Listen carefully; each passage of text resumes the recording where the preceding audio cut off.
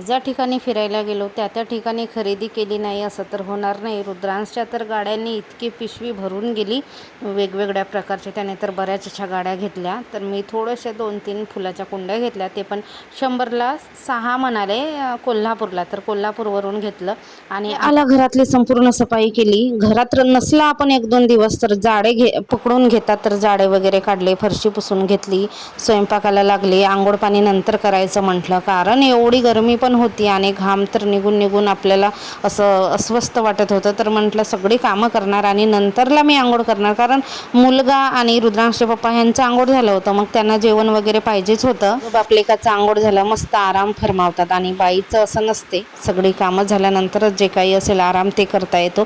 भरपूर असे कपडे धुतले, कपडे सुकले, घरातली सगळी कामं झाली. तोपर्यंत मला 3 वाजले आणि माझे झाडं बघा, मागच्या साईडला खायचं पान होतं आणि रुद्रांशी लावलेली झाडं होती ती सगळी सुकून गेली.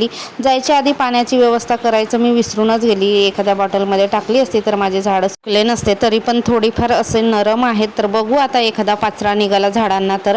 आणि कपड्यांचा राडा एका दिवसामध्ये होणार नाही, ते 2-3 दिवसापर्यंत धुवायला लागेल.